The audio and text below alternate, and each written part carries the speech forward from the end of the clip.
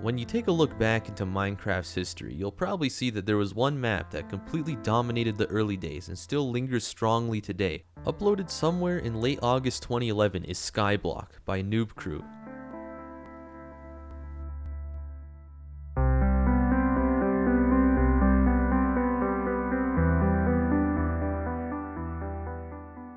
There are two things that this map mainly focuses on: replenishable resources and cherishing the blocks that you would normally throw away. Because in total you have 80 dirt blocks. In comparison, in a normal world you would have as many dirt blocks as you would want to get. And in a normal world you would just go underground to get some of that juicy stone, but in Skyblock you have one ice block and one lava bucket. And with that you can make a cobblestone generator. Not only is it slow as hell, but if you mess up making that cobblestone generator, then you're back to downloading the map again. This map is basically a testament to how much knowledge you have on Minecraft with the 50 challenges the creator made. Yeah, that's right, did you know these challenges existed? Cause I sure didn't. Shove a new player in and they'll have no clue how to do anything. What is ice in this game? But shove me, a seasoned Minecraft veteran, and you will see that even I have no clue how to do some of these challenges. No, like seriously, how the hell do you get an infinite water source with one water block? Like some of this stuff just doesn't make sense, man. Like, where are you supposed to get the colors for the wool? Like, the chests don't include any resources for this. Anyway, let's get into the history and importance of Skyblock. I'm sure you know about the hundreds of videos of people doing this challenge, from Captain Sparkles 9 years ago to very recently when PewDiePie made a series. This is what mainly popularized it. It's the amount of YouTubers that started doing this in the early days. But we all know that Skyblock is popular, so what did Skyblock create? Well, from 2011 to 2014, many Skyblock servers arose with features that expanded on your default experience, like a shop, wow, and paid ranks, wow. But then, somewhere in 2015, came Skywars. Now, according to Acidic Bits in early 2017, this is the first Skywars map. Although I couldn't find this map download, he has a lot of subs, so we're just gonna trust him. You can see here just how much inspiration the map took from Skyblock. Not only is the island practically the same, but your goal is to bridge out somewhere to find previously unattainable loot. The only difference is that they added a little bit of combat and a little bit of ores so you can craft some armors and maybe some weapons. And that's how Skywars started. With how popular Skywars was, almost every minigame server started adding it to their roster of games. One of these such servers were Hypixel, currently the biggest server, but at the time battling with Mineplex and some others. But at the time they were all looking to stand out from the other servers. What Hypixel did correctly was how they added Skywars.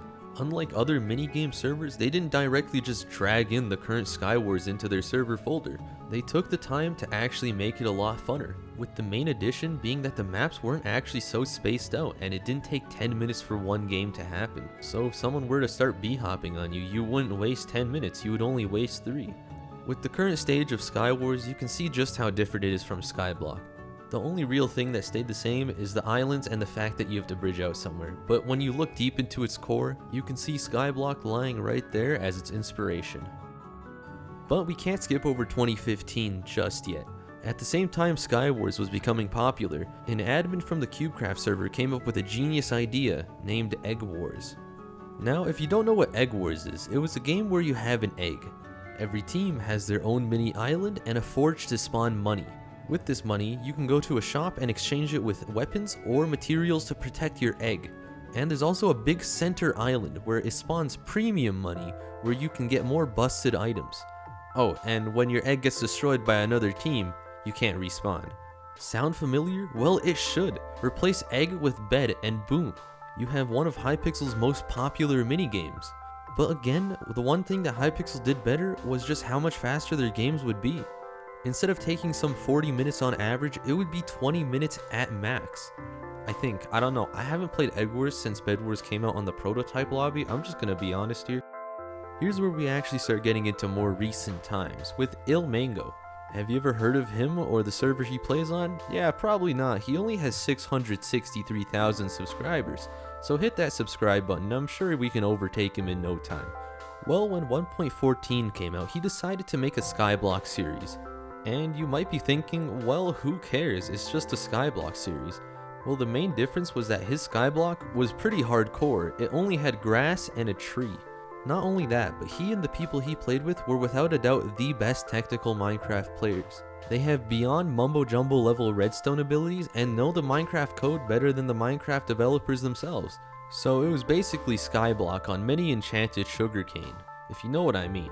And even though this series has a modest amount of views, it's really underrated, so for the 10 people that will see this video, go check that out. But we're not done with ilmango yet. Do you know what server he plays on? It's Psycraft. And Psycraft is known for how crazy their creations are.